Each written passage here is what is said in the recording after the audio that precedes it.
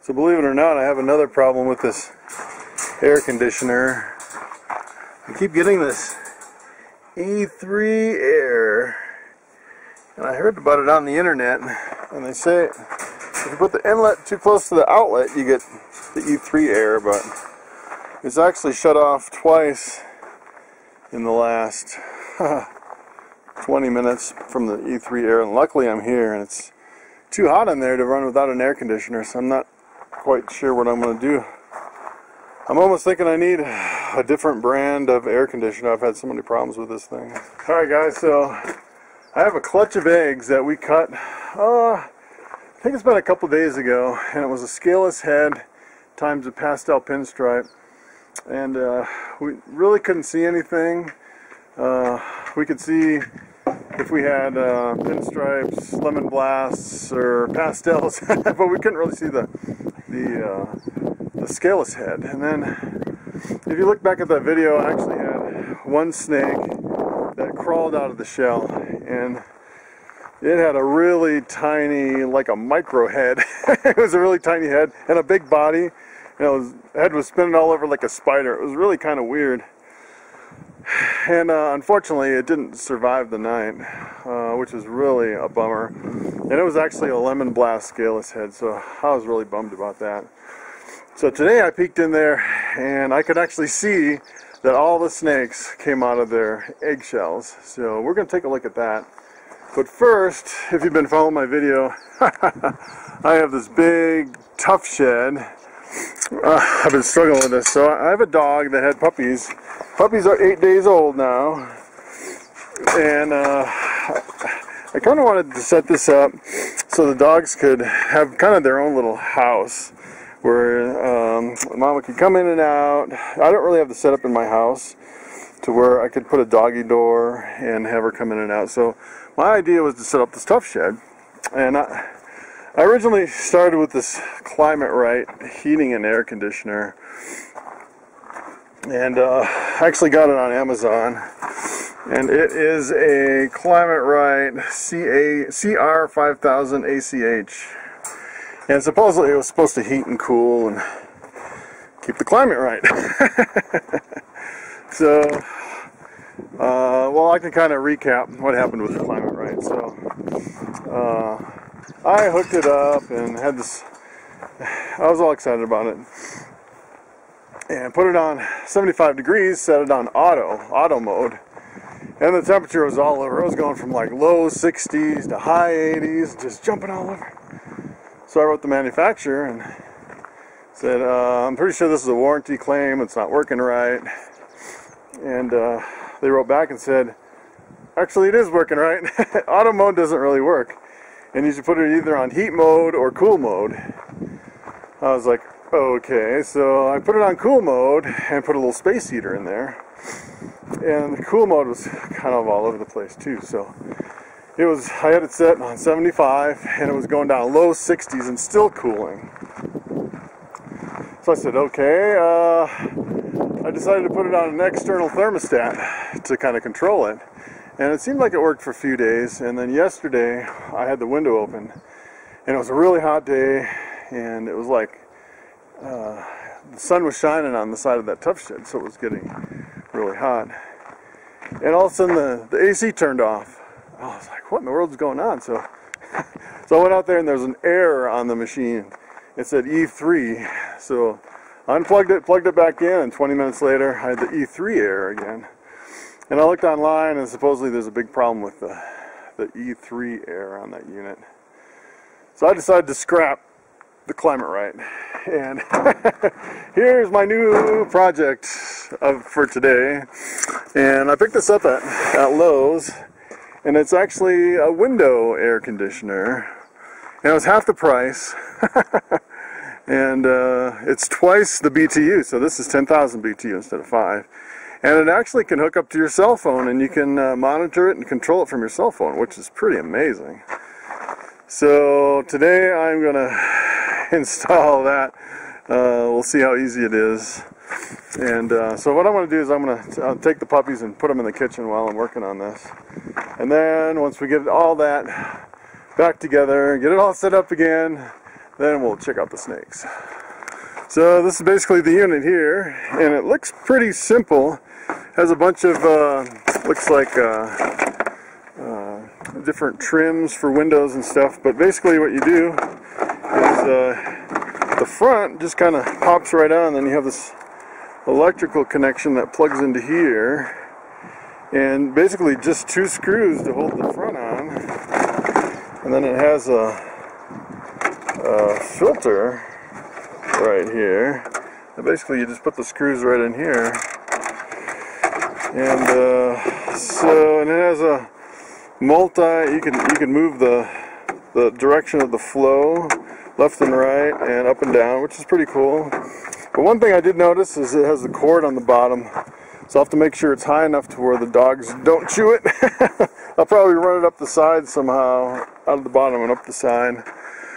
But I think I could just cut a hole in the side of that tough shed and then just put it on cinder blocks. And I was thinking of using a can of spray foam that I actually bought to seal it up. So it looks like it'll be pretty easy. Alright guys, here's the here's the puppies in a tote. They're so cute. You can probably see them really good now that I have them out in the sun. Alright, I'm going to bring them in the kitchen. Okay, so this is kind of my temporary little setup here that I have for these puppies. Yeah, these guys should be fine in here.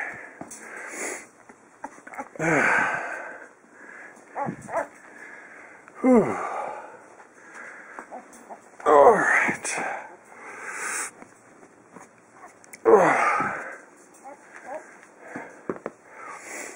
It's nice and cool in here too. It's probably about 75, I'd say, in here. Oh, if I can get this guy. Got the whole lineup. Alright, let's see. So this is the old one here, and I'm thinking she can't really chew. She might be able to chew that. I'm thinking maybe it should go to the top of this. So the first thing I want to do is actually take this little fan down and remove this whole wall and the doors. Okay, the next thing I'm going to do is disconnect and remove this climate right. Okay, I've removed pretty much all traces of the old. Now I'm going to stack these up and see if I can get a height for the new one. Alright, so this is going to be a quick installation. Doesn't need to be centered, doesn't really need to be level, but I'm going to try it. So what I'm doing here is using this this handsaw. So basically I've been drilling a hole with my big drill to start it, and then I use the small blade to get it going a little, and then I use the big blade meant for plastic to go across. And I kind of measured it out real quick, and then I realized this is probably not the best place to have a workbench, because if you drop something, I'll have to move all the bricks. Okay, now I'm going to slide this thing in from the inside. Alright, so far so good. It's looking really good. I can just I should be able to just bring that cord up, and it looks like this is the temperature probe right here, which is kind of interesting. Okay, now I'll put the front on. Alright, so here's the back. And come around, I'll show you the front. Looks pretty good. I like it. So I think I'm just going to use some tape. Maybe tape this cord up out of the way, and maybe bring it up to that other cord. But we'll see how how stable the temperature is with that thing. So, and then what I'll do is it actually had a little foam strip here that I put in, but didn't have enough to go all the way around, just down to the bottom.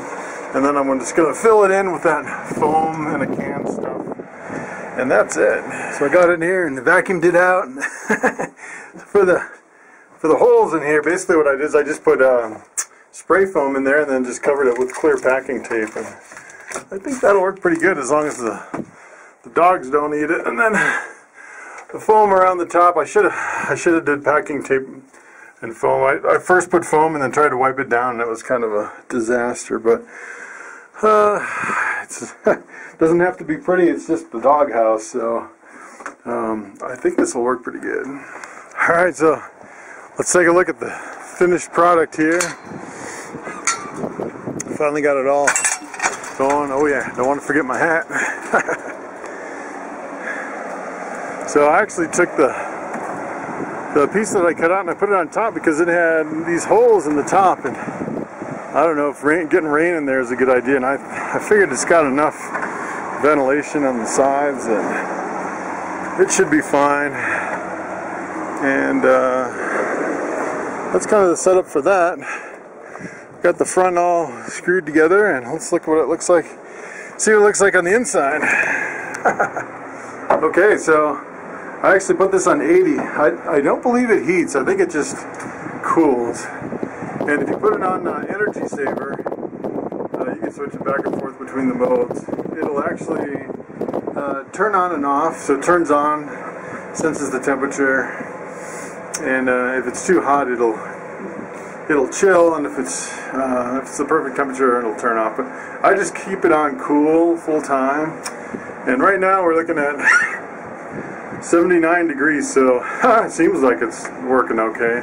And then my little heater I have set on 78, so that's working. It's actually turned off, and that usually cycles between 76 and 78. So, and then I got this fan set up again. I think I'm going to try to just leave this on low full time, and this kind of circulates the heat through this whole thing. So of course I have my little LED light just for light at night. So hopefully it'll maintain about 80 degrees, a lot more constant than that other chiller. So that's pretty much it. It took longer than I thought it would. So let's go check out the snakes.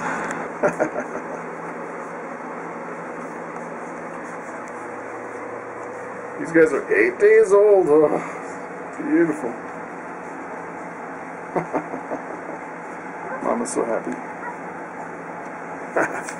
Alright, so I am all set up here to take a look at some snakes. And this is one of the most anticipated pairings that I've had all year.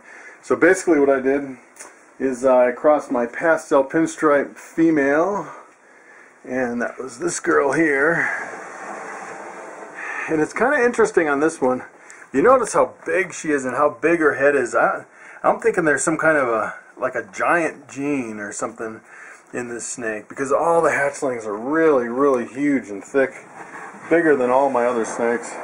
So I crossed her with my scaleless head male over here, and I just barely got into the scaleless head project last year, and I was fortunate to pick up this guy. When I first started in ball pythons, these scaleless heads were selling for $45,000 a snake, and the price has been coming down really fast. If you notice, it has some scales missing on the top of its head. And they found out actually if you breed two of them together, you get a completely scaleless animal. And those originally were selling for $150,000 per snake. It was ridiculous. So I picked this guy up last year for close to about $1,300, and they've already come down. I think you can pick them up for about $800 now for a scaleless head male. And I peeked into these boxes this morning, and all of them were out of the eggs. I threw the eggs out, just the egg shells, and I got some really good looking snakes here. So this was actually all one big clutch. It was a 10 egg clutch, and oh, wow. Let's take a look at what we got here. Looks like some really good odds. You know, when they first started coming out, I had like a normal come out and a couple pastels. I thought, yeah, that's not very good odds. And then, you know, once the eggs hatched and they started coming out, I got a bunch of other stuff. So let's take a look at what we have here. So on my hatchling rack here, I have my first two clutches here, and I actually set up 9 tubs for this. And basically what I did is I set them up with Reptisorb liner with a little paper towel, sprayed it down with a little bit of water, and then put a sphagnum moss in netting, little ball just for a little extra humidity. and a little bowl of water. So I'll just set them up in these. And I actually had 10 hatchlings, and if you looked at my previous video, I had one that came out of the egg, and it had a little tiny micro head, and it came out and it died right away. It wasn't even like 24 hours, and the poor thing died. But that's really good. That's really good clutch, because you know the pastel pinstripe. I got quite a few pastel pinstripes in there, and so that's a double gene animal. So that was pretty good. So what I'm going to do is I'm going to go through them, and I'm going to probe them with my little probe kit here. It takes actually the smallest probe. You can actually pop their hemipines with your fingers, but I don't like to do it. The probe just seems more reliable. So basically you stick the small probe up in the little pocket in their tail, and if it goes in real deep, then it's a male, and if it's real shallow, it's a female. It's real easy to do. And I use this lubricating jelly to kind of lubricate it, and then wipe the excess off with a paper towel. And then what I'm going to do is, as I go through, I'll label each one, and I use this magnetic tape. It's just a little magnet, and then I put the ID on there, and then cut it with the scissors, and we'll put it on the rack. So I'm going to set this up on a tripod, and we'll go through these one by one and see what we have. Okay, I'm just going to start with this little lemon blast. So it has the pastel gene and the pinstripe gene, and this one looks like it actually has scales missing from the head, quite a few scales. And just to verify if it's a scaleless head, basically you look at the very last vent right here, and the vent right before, that definitely looks like it's split to me. So that looks like a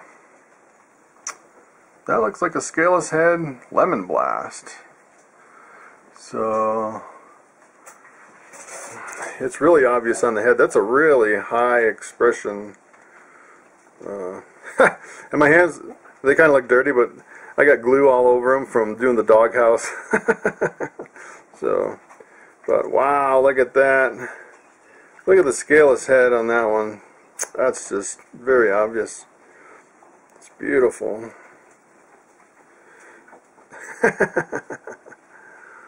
Alright, so now I want to probe it to see if it's a male or a female. Alright, so I probed this guy, and I am pretty certain that this snake right here is a female. So this right here happens to be the most expensive snake in my entire collection. As of right now, these female scaleless head lemon blasts, they're probably selling for about $6,000, believe it or not. So the trick is with ball pythons, I don't really like to throw out prices like that. So, you know, 5 years ago, a snake like this would be worth like $50,000 or more. But the problem is it didn't really exist back then. So, and usually they start out really high, and as people produce them, they come down really fast. And it depends on the popularity. So the scaleless head's coming down super fast. So, you know, a couple years ago, this might have been worth $20,000, $25,000. Now maybe $6,000. And if I decide to keep this, which I probably will, in 3 years when she breeds, she may be worth, you know, $1,500, something like that. So, but the thing is if I keep her and breed her, then her babies will actually be totally scaleless. And totally scaleless snakes right now, the ball pythons, you know, they start about $30,000. So it's kind of a race game, race against time. You know, there's this 3-year lag before you can actually breed a female. So it takes time and patience, and a lot of projects are, you know, like 10-year projects. So when they first come out, they're real expensive, but then once you get them, they can come down pretty fast. So that is a really awesome Awesome snake. Alright, so I printed out the label, and this is kind of how I do the label format. So it's 18 for 2018, C3 is clutch 3, F for female, pastel pinstripe scaleless head, or also known as the Lemon Blast scaleless head. So originally I was kind of leaving them in the incubator until they shut out, but I think with this little moss ball, just to keep it really humid, I think they'll be okay in here. So let's move to the next one. Alright guys, so I'm kind of cheating on this one. I pulled another one out that looks like another pastel pinstripe scaleless head, believe it or not. And this one, it's another really high definition. You can see from the head, it's definitely missing quite a few scales on the head. This one actually is missing quite a few more scales than the last one. And I don't even have to look at the vent scale on this one to know that's going to be split. Yeah, I don't know if you can see that, but the very last scale right before the cloaca there is actually not one whole scale, it's actually split. So that's one way you tell it's a scaleless head. So now I'm going to go ahead and probe it, and sometimes it takes a little bit of time to probe. Sometimes I do it right away, that's why I don't do it on film, but basically what I do is I just flip over the tail and then put the probe in the vent and see how far it goes. Okay guys, I believe this is another female, if you can believe it. That is amazing odds. So, two snakes, two of my best snakes in my whole collection right off the bat. That is amazing. Look at the bellies on them. The bellies are pretty clear. Look how chunky he is already. Wow. I think these definitely have some kind of a giant gene in there to be that big right out of the egg without even one meal. That's amazing. Alright, so I'm kind of hunting and picking for the cream of the crop right off the bat. Take a look at this one. So this one has a pastel gene in it. You can tell that the pattern's a little broken up, a little reduced, and it's got the yellow color in it. But the thing that caught my eye was obviously on the head. Whew, he's a runner. He is definitely a scaleless head. So a scaleless head pastel. Very, very nice.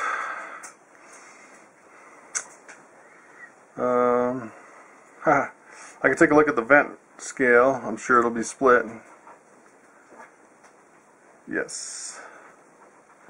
Split vent scale. So let me probe this one and see what it is. So believe it or not, this one is a female too. Unbelievable.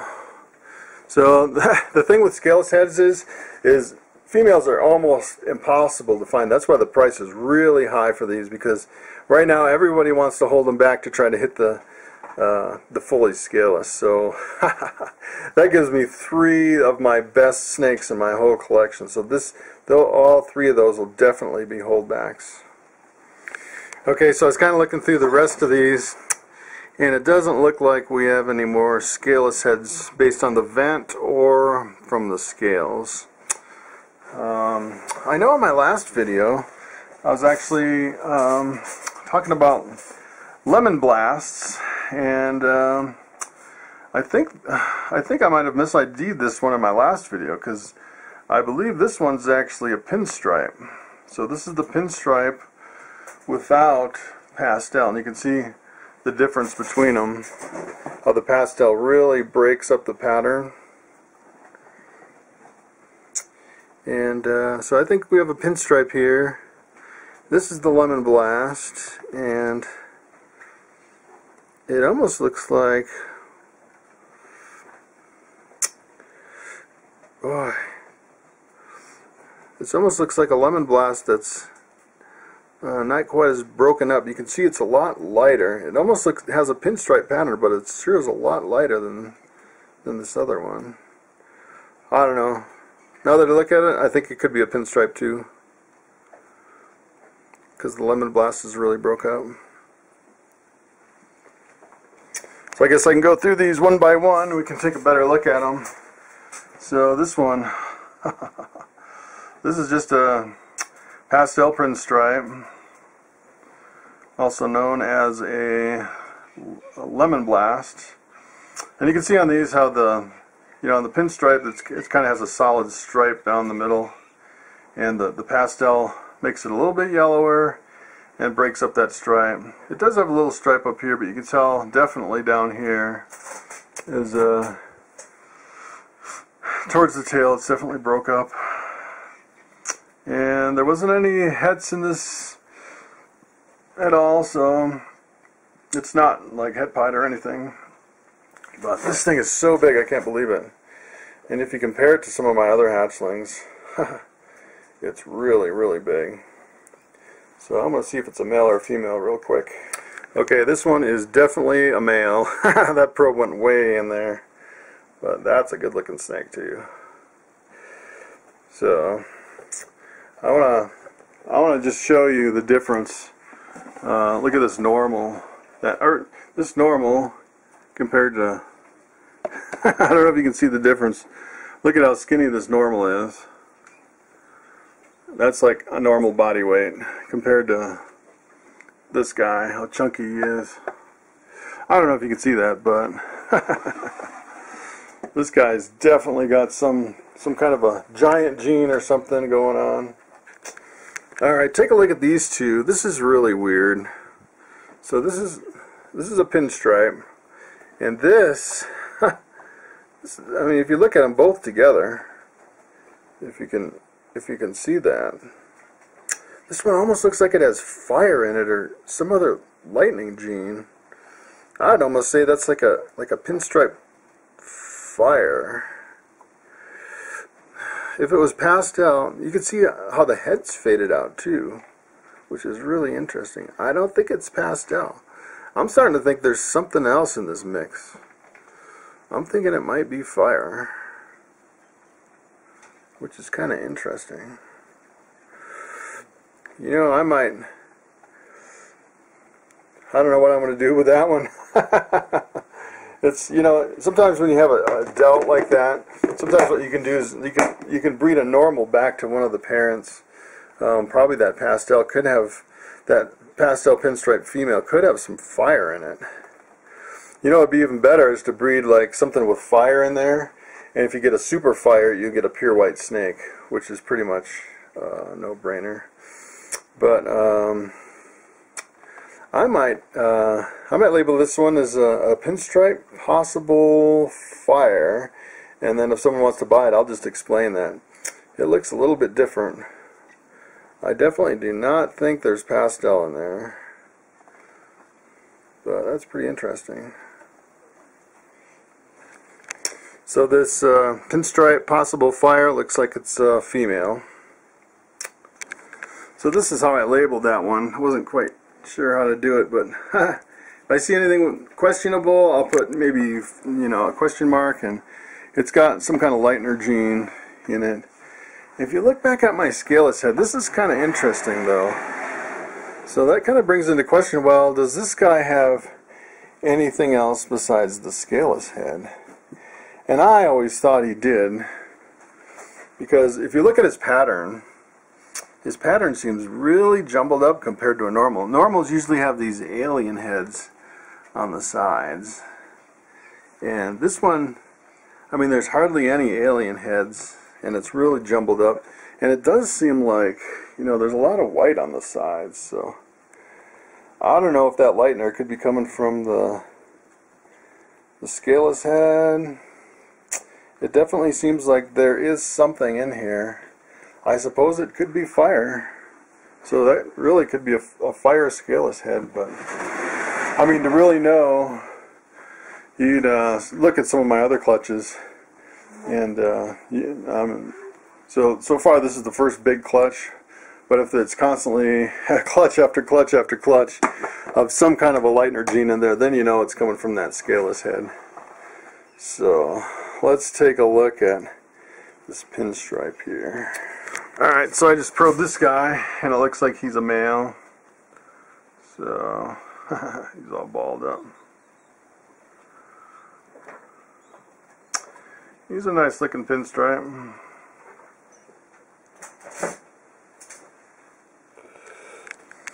Okay, I just pulled this guy out. He's moving like a rocket. And this is a male pastel. Really good looking snake. He almost seems like he has some kind of a lightener, because if you look at the sides, it almost looks like he's got some flames coming up or something. And there's little spots right in here. I wonder if it could be a little yellow belly or something coming through some of these. I don't know. Huh. Good looking. This is a really good looking snake. Even before the first shed, he's really bright yellow. Okay, this is my last pastel. It's a female.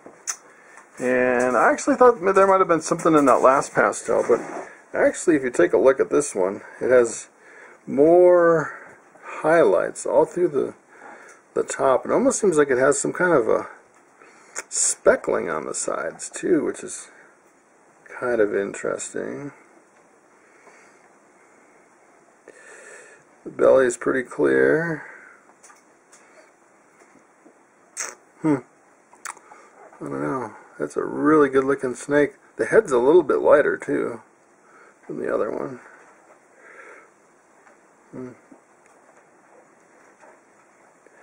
I would say if there's something else in this mix, it's definitely in this snake too.